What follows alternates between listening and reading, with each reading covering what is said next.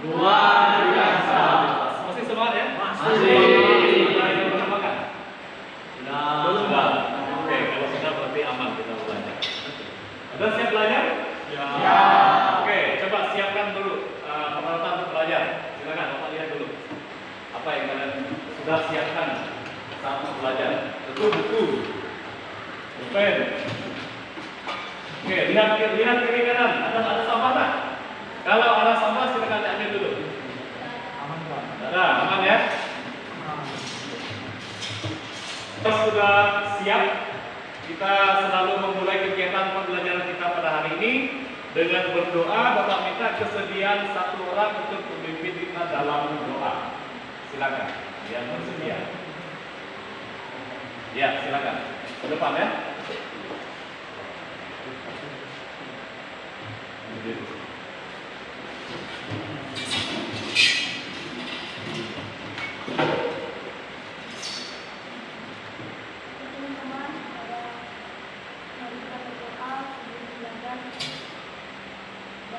Dalam nama Bapa, Putra dan Roh Kudus. Amin.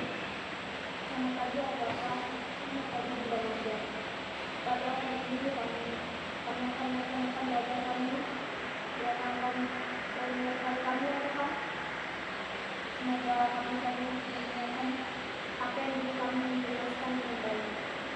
Dan berikanlah kami semua di kesehatan badan ya Tuhan. Dan membantu Kristus dan acara kami. Amin. Dalam nama Bapa, Putra dan Roh Kudus. Amin. Silakan dulu. Terlebih dahulu Bapak akan absen kelas 12 PKJ. Ini tanggal. Nah. Ada yang kita bahas hari ini? Tidak ada yang tak masuk ya? Harus masuk semua ya? Oke, terima kasih kepada saudara kami semua. Kita akan melanjutkan pelajaran kita pada hari ini. Oke, sebelum kita lanjut kepada materi kita hari ini, minggu lalu kita belajar tentang apa? Ada yang masih ingat nggak? Hubungan gereja dan dunia.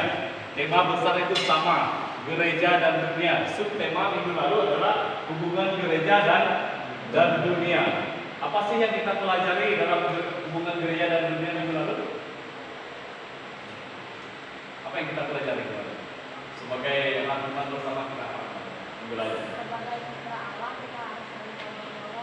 Sebagai citra Allah kita harus saling tolong menolong. Kita citra Allah kita harus peduli dengan sesama manusia. Oke, yang hari ini kita lihat tema besarnya masih sama, yaitu gereja dan dunia.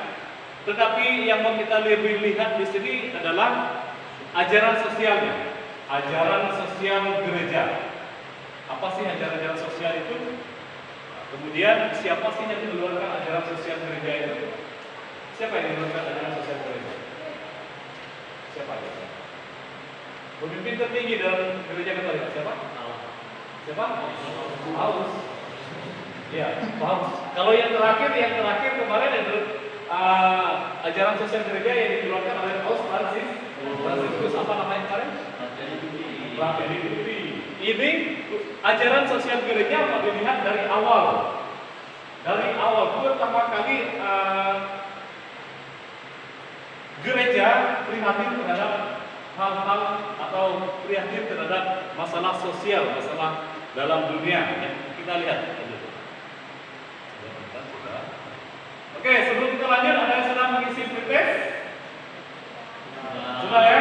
Oke, yang sudah dibagikan di linknya di dalam WA group. Oke, yang mau kita lihat di sini adalah tujuan dulu. Tujuan kita belajar pada hari ini tentang ajaran sosial gereja. Peserta didik mampu memahami ajaran sosial gereja sehingga dapat mengambil bagian dalam mewujudkan sifat-sifat dan karya pastoral gereja dalam hidupnya serta menjadi agen dalam mengembangkan moral hidup Kristiani dalam masyarakat. Itu tujuan yang kita capai. Kemudian tujuan kriteria ketercapaian tujuan pembelajarannya yang pertama di sini adalah peserta didik mampu menjelaskan latar belakang munculnya ajaran sosial gereja. Pasti ada. Gereja sampai prihatin terhadap masalah-masalah sosial dunia. Nanti pasti ada di situ. Kemudian yang kedua, peserta didik mampu menganalisis pokok-pokok penting dalam ajaran sosial gereja Katolik. Misalnya yang meneliti kemarin pokok pewartaannya di situ tentang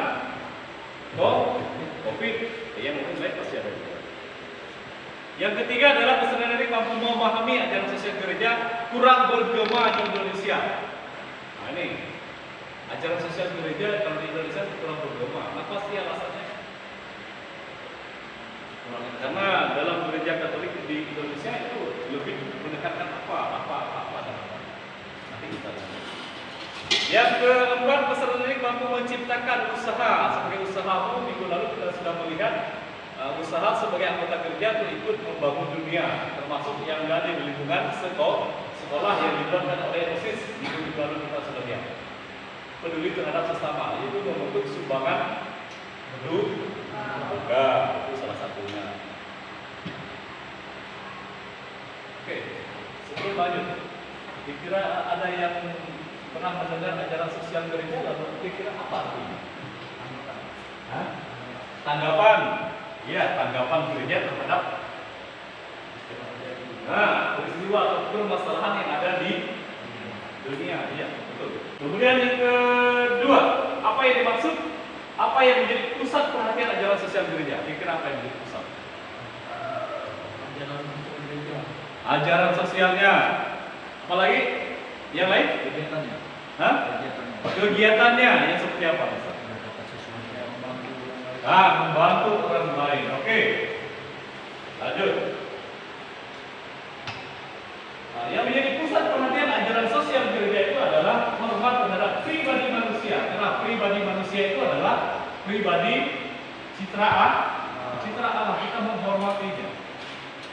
Kalau kita menghormati diri, kita berarti kita menghormati orang lain. Peduli terhadap diri, peduli dengan orang lain. Jadi kita ada citra Allah. Nah, ini ketika apa nih? Perbudakan. Kalian bisa tahu itu perbudakan? Dari apa? Orang bekerja tapi dirantai. Berarti itu ada paksaan itu. Ada kerja paksaan namanya. Jangan kolonial Belanda dan Jepang.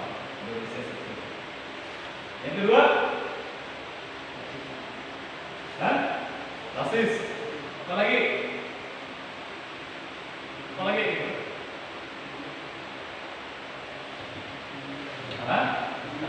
Bully. Ya, bisa jadi. Secara sosial. Jadi ibarat yang satu tidak gini, yang dia seperti dulu. Nanti hasilnya pribadi. Orang lainnya sudah kurang lucu. Ini apa? Kasus anak di bawah umur. Apa lagi? Kira apa lagi? Sepertinya ada orang ditangkap ya? Di asing. Ada lain? Apa lagi? Penangkapan terhadap? Oke. Jadi ini adalah sama aslinya dengan perbudakan yang modern zaman sekarang. Zaman sekarang seperti itu loh. Makanya yang cewek itu hati-hati. Jangan sembarangan ketika rekrut atau tenaga kerja di luar negeri dari gaji sekian. Ini memang gajinya besar. Tapi setelah daftar, setelah masuk, setelah sana lain ceritanya. Itu kasihan sekali. Itu perbudakan zaman sekarang. Kalau perbudakan zaman dulu ya seperti zaman awal tadi.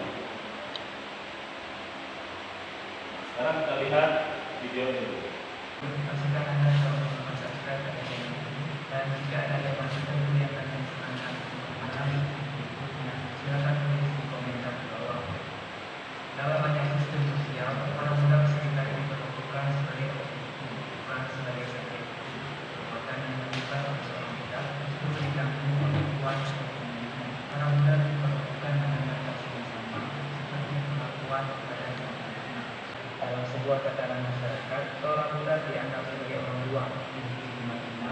atau bahkan orang yang manusia. Ketika seseorang berbudak, akibatnya dirampas, dia harus bergerak secara gratis sesuai tuntutan tuan dan pekerjaannya, sehingga para budak bisa terbawa naik laut dari tanah asal menuju tanah dijual atau mengikuti perpindahan. Oke, kita lanjut ke kitab suci. Kitab suci Kejadian, dalam perjanjian lama Kejadian bab 2 ayat 18 itu mengatakan bahwa panggilan untuk membentuk keluarga Allah di tengah masyarakat yang melibatkan semua warga manusia menjadi baik dan makin sempurna kalau berdua dan bergabung, apalagi lebih banyak sebagai satu kelompok. Membentuk keluarga, lalu membentuk negara, lalu membentuk keluarga Allah yang dicita-citakan atau yang diinginkan oleh Allah. Baik buruknya lembaga keluarga, masyarakat, negara dinilai dari sumbangannya kepada kehidupan martabat pribadi manusia.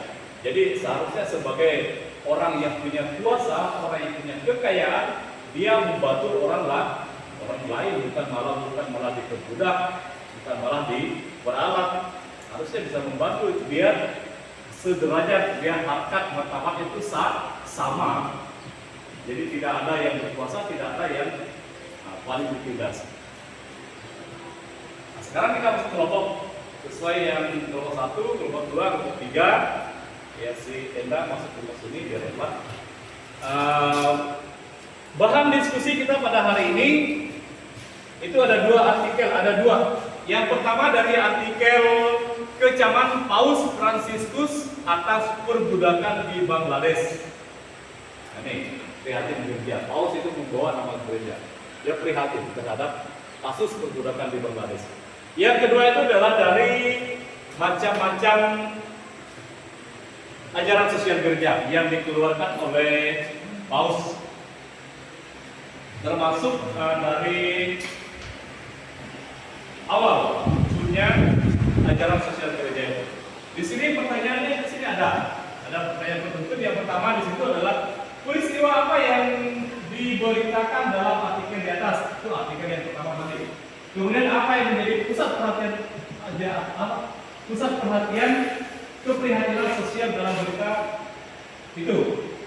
Poin 1 dan 2 itu artikel atas.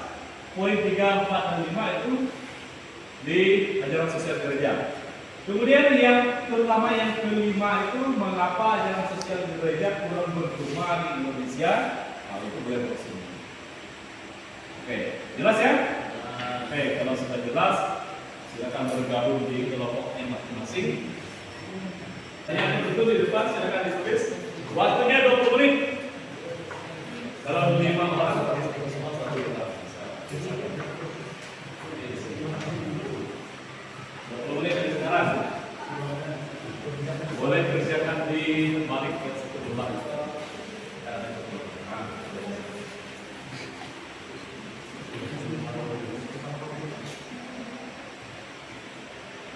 Kira-kira sudah jelas dengan berita. Yang nomor 3 itu menganalisis keprihatinan gereja dari masa ke masa. Maksudnya menganalisis itu adalah kalian lihat di berbagai macam ajaran sosial gereja yang di 2 lembar itu, 3 lembar. Nah, di situ kalian lihat misalnya Rerum Novarum. Mengapa sampai dikeluarkannya Rerum Novarum itu? Habis itu apa? Quadragesimo Anno. Mengapa itu? Alat apa yang menjadi latar belakangnya keluarnya sampai diterbitnya ensiklik itu? Bisa ya? Dan seterusnya. Oke, silakan bekerja sesuai dengan perintah dan kelompoknya. Jadi tidak ada yang santai-santai.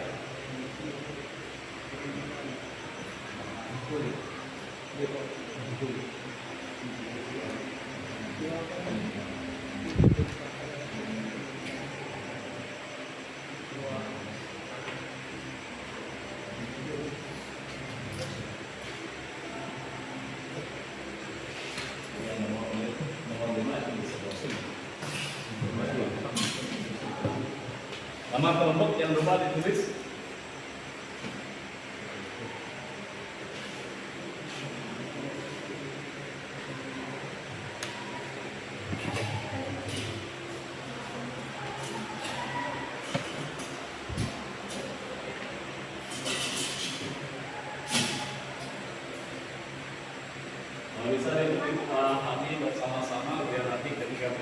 kita ya, kawannya jadi tahu.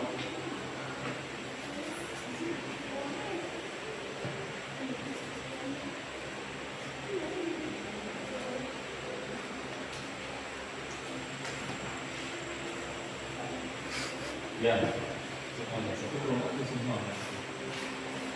Jadi biar bisa paham semua.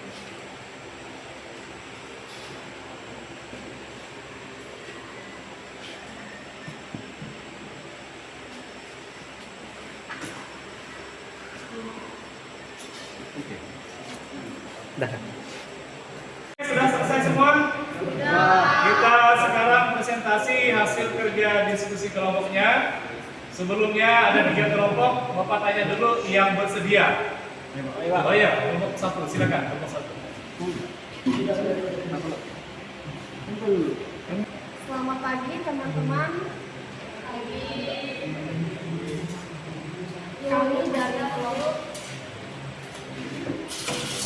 Kami dari kelompok 1 akan mempresentasikan hasil kerja kelompok kami.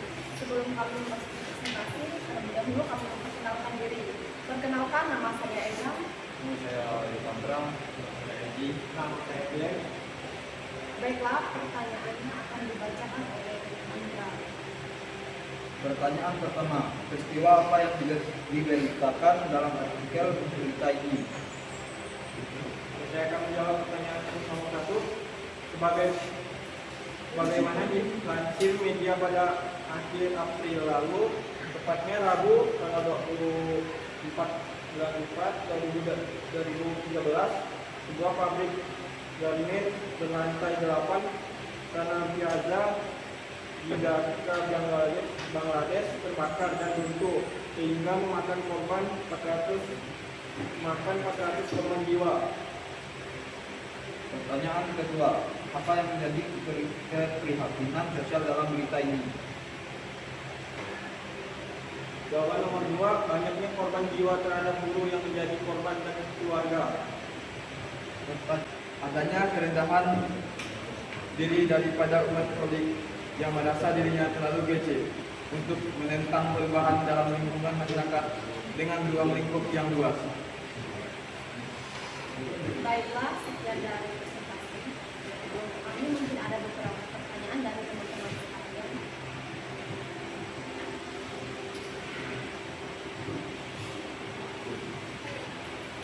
Silakan, silakan.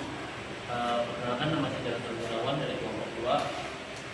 Saya ingin bertanya apa arti dari Rerum Novarum dan ensiklik tersebut disebutkan oleh Paus siapa? Jadi saya akan menjawab pertanyaan dari rekan. Rerum Novarum atau hal-hal baru. Paus yang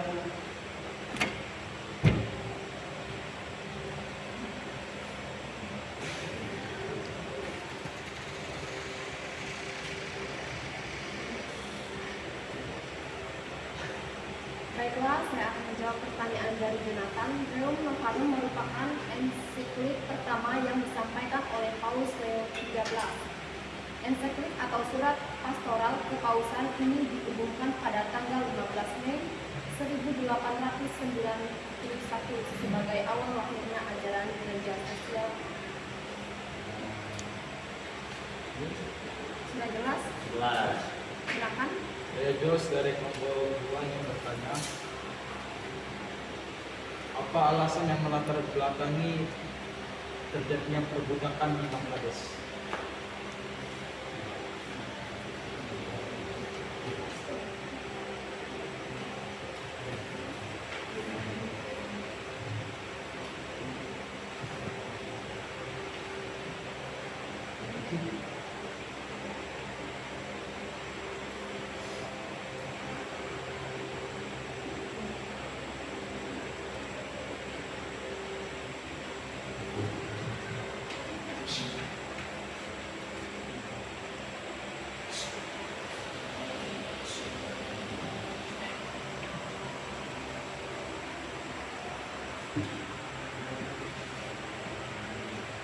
Baiklah, saya akan menjawab pertanyaan dari Jos. Karena gaji yang sangat tinggi, gaji guru yang tinggi. Sudah jelas. Terima kasih. Mungkin ada pertanyaan lagi dari kelompok 3.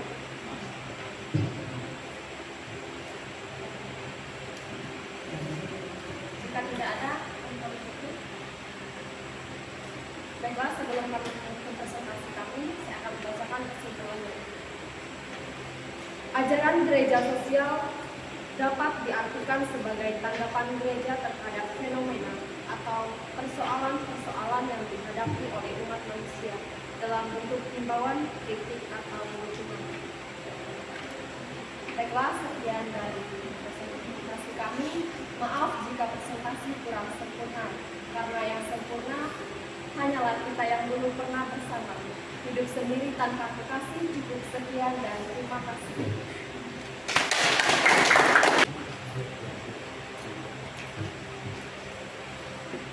Baik, selamat pagi semuanya.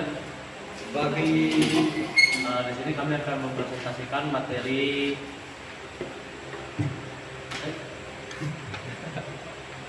tentang ensiklik dari para paus. Sebelum kami mulai presentasi kami, ada baiknya kita mau perkenalkan diri. Perkenalkan, nama saya Jonathan Gunawan. Saya Randy. Saya Diki Antoni. Saya Jos Michael Desidori.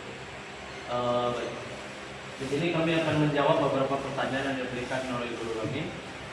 Soal yang pertama akan dijawab dan dibacakan oleh Jos Michael. Yang pertama bisa kita lihat di atas, yaitu peristiwa apa yang terjadi di Afrika tersebut. Bisa dilihat dan dibaca di kitab tersebut bahwa peristiwa yang terjadi yang pertama adanya kebakaran di Plaza Garmen Bangladesh yang mengakibatkan banyaknya 400 korban jiwa mati, dan inilah adalah fenomena yang mengakibatkan Paus Fransiskus merasa prihatin terhadap peristiwa tersebut, dan juga adanya terbongkarnya kasus perbudakan karena peristiwa tersebut. Itu saja. Baik, soal yang nomor 2 akan dilanjutkan oleh teman saya bersama Akati Alfandi.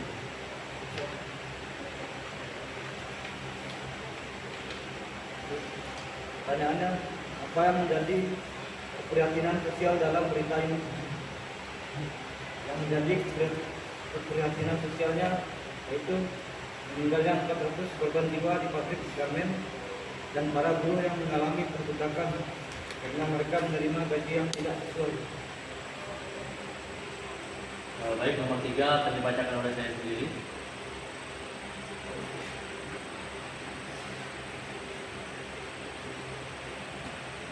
Menganalisa keprihatinan gereja dari masa ke masa. Yang pertama adalah Rerum Novarum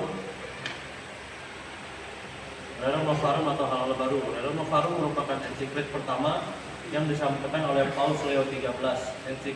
Ensiklik atau surat pastoral kepausan ini diumumkan pada tanggal 15 Mei 1891 sebagai awal lahirnya ajaran sosial gereja. Ensiklik kedua adalah Quadragesimo Anno. Setelah 40 tahun Rerum Novarum diumumkan.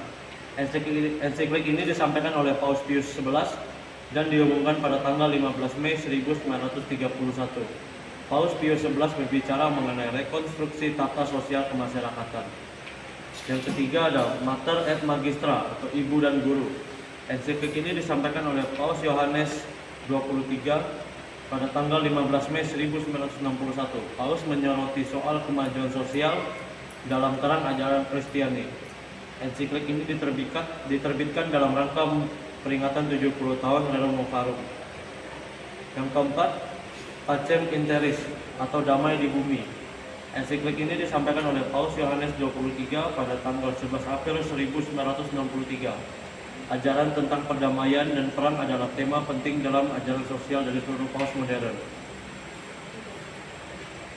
Yang kelima, ada Populorum Progressio atau kemajuan bangsa-bangsa. Ensiklik ini disampaikan oleh Paus Paulus IV, Paus Paulus VI pada tanggal 26 Maret 1967.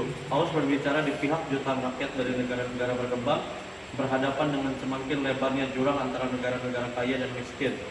Paus menegaskan bahwa keadilan tidak bisa dipisahkan dari pembangunan dan kemajuan. Yang selanjutnya ada Octogesima Adveniens atau penantian tahun ke-80.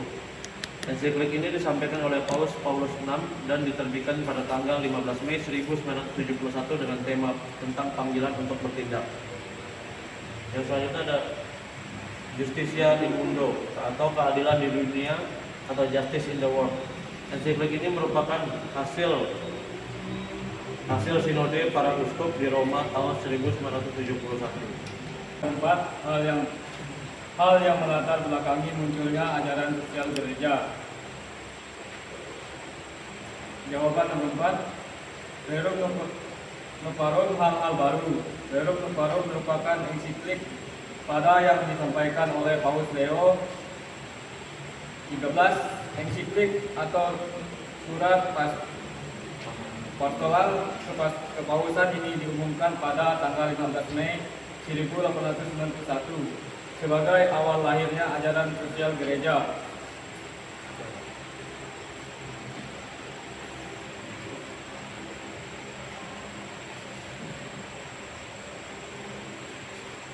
Kelima, mengapa ajaran sosial gereja kurang bergema di Indonesia? Pertama, alasannya bisa kita lihat dari gereja itu sebagai tempat ibadat di mana kebanyakan gereja hanya mengamalkan sebagai tempat fungsi ibadat tanpa melakukan sesuatu seperti orang lain yang melakukan ajaran sosial gereja. Yang kedua, kebanyakan dari pelaku ajaran sosial gereja di gereja bersikap rendah hati sehingga mereka tidak takut menunjukkan atau menunjukkan diri mereka ke tempat umum.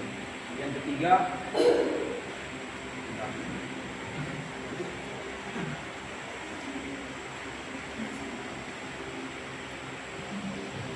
fenomena sosial yang terjadi hanya dijadikan sebagai referensi bagi pelatihan dan tidak dijadikan sebagai materi untuk melakukan sesuatu. Itu saja.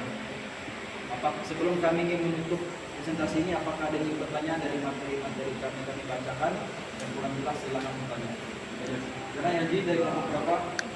Saya dari kelompok itu yang bertanya pada tanggal bulan berapakah lahirnya ajaran sosial gereja? Pada tanggal 15 Mei tahun 1891. Apakah sudah jelas? Apakah ada lagi yang lain yang bertanya dari kelompok 3?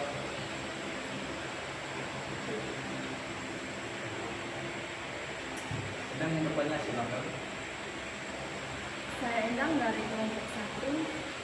Dalam artikel berita tersebut, bentuk perbudakan jenis apakah itu? Maaf, bisa diulangi kurang jelas. Dalam artikel tersebut, bentuk perbudakan jenis apakah itu?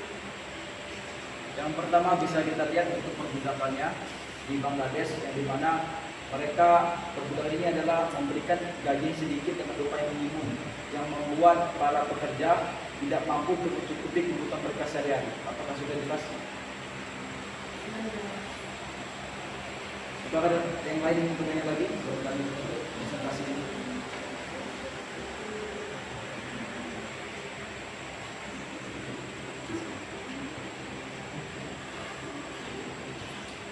Inilah hasil presentasi kami. Kami akan memberi kesimpulan bahwa bisa kita tahu dari ajaran sosial gereja yang berarti memiliki tanggapan terhadap fenomena atau kejadian yang terjadi di dunia. Yang artinya kita sebagai manusia bisa kita ambil kesimpulan bahwa kita sebagai manusia harus memberikan tanggapan kita sebagai manusia. Misalkan ada kawan kita yang mengalami kesusahan, juga kita harus menolong mereka dengan usaha yang sekitar semampunya. Ini saja presentasi kami yang kami sampaikan. Mohon maaf jika ada beberapa kata yang kami ucapkan salah. Sekian dan terima kasih. Kelompok terakhir, presentasi hasil diskusi kelompoknya. Sekarang apa yang diberikan oleh masing-masing kelompok tadi itu sudah sesuai dengan materi kita pada hari ini, yaitu tentang ajaran sosial gereja, kepedulian gereja terhadap permasalahan-permasalahan yang ada di dunia pada saat itu. Ada yang bisa menarik kesimpulan? Ya, sejauh. Yang saya menurut saya itu bagaimana kita bisa tahu cara gereja memberi tanggapan pada peristiwa yang terjadi di dunia. Ya, sebagai gereja kita anggap terhadap permasalahan yang ada di dunia. Jadi gereja tidak hanya berdiam diri saja. Artinya gereja bukan hanya organisasi yang melaksanakan ibadah mendekatkan manusia dengan Tuhan, tapi tidak, melainkan manusia itu harus diperhatikan dari sisi sosial manusia terhadap manusia. Iya, bagus. Ada lagi? Masih ada? Yang kalian tangkap dari kumpulan kita pada hari ini? Masih ada? Yang dapat saya simpulkan, apa sih yang saya tangkap dari pelajaran tadi? Sudah? Sudah? Sudah, iya, silakan. Sebagai umat manusia kita harus Sebagai umat manusia kita harus rendah hati terhadap sesama, bukan harus saling menguasai, bukan saling menguasai, tapi rendah hati, saling memberi. Oke, lanjut kita lihat. Sebagai kesimpulan bersama yang dapat kita lihat pada hari ini tadi adalah berbicara dengan sosial gereja itu dulu yang kita mau lihat bahwa sebagai tanggapan gereja terhadap fenomena atau persoalan-persoalan yang dihadapi oleh umat manusia dalam bentuk himbauan, kritik atau dukungan. Ingat, enciklik tadi kan itu dikeluarkan oleh Paus sesuai dengan permasalahan yang ada. Rerum Novarum, apa masalah yang terjadi pada saat itu? Buat Legisimo apa yang terjadi pada saat itu? Kan tidak masalah, tidak sama. Fratelli Tutti, apa permasalahan pada saat itu? Jadi sesuai dengan fenomena, sesuai dengan permasalahan pada saat itu, dari gereja mengkritik itu semua. Kalau tidak sesuai dengan proses keadilan terhadap manusia. Jadi tujuan ajaran sosial gereja itu tidak lepas dari misi. Ini misi gereja itu terutama untuk menyatukan semua orang beriman dalam Allah dan di antara mereka sendiri. Bukan hanya menyatukan kita dalam ibadah dan Allah, tapi juga dalam sesama, itulah misi. Yang ketiga adalah latar belakang. Nah, ini tadi yang terdapat dalam Rerum Novarum. Latar belakang adanya ajaran sosial gereja berangkat dari sejarah Rerum Novarum. Apa sih yang terjadi pada saat Rerum Novarum itu sehingga Paus mengeluarkan enciklik yang namanya Rerum Novarum? Pasti ada sesuatu pada saat itu. Itu dia.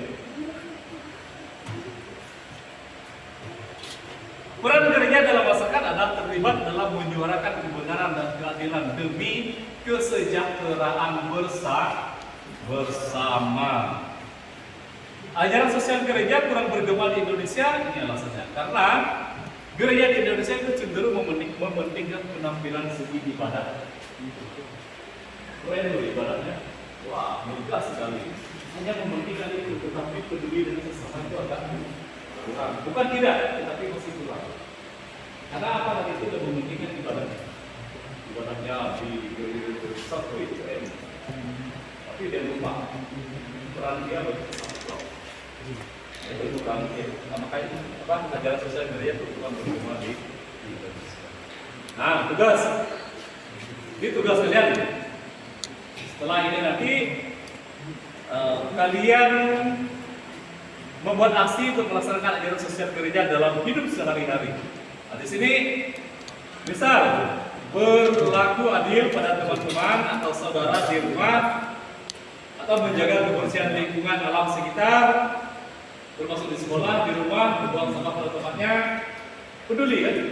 Bukan hanya peduli terhadap diri, tetapi peduli terhadap lingkungan. Lingkungannya di mana? Di sekolah, di rumah, di mana kita berada. Ini tugasnya. Membuat aksi nyata. Bila perlu divideokan. Oh, saya ambil sampah, ya ambil satu saja. Kita videokan saya di salah satu ya.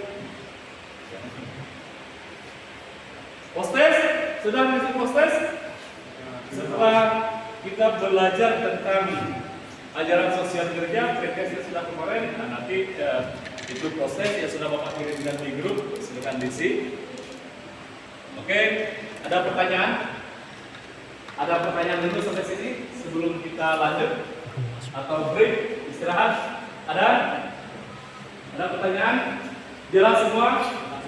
Oke, kalau sudah jelas, tidak ada pertanyaan, kita akhiri dengan doa penutup. Bapak minta salah satu untuk memimpin kita dalam doa. Ada yang bersedia? Ya, silakan.